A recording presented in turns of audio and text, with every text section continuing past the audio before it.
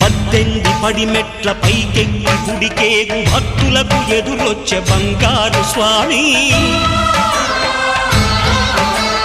ఇరుముడులు స్పృశించి శుభమనుచు దీవించి జన బృందముల చేరే జగమేలు స్వామి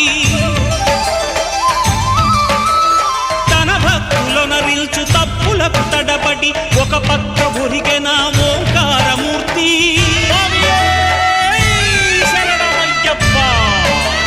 స్వాములందరూ తనకు సాయము కాగా ధీమంతుడై లేచే ఆ కన్య స్వామి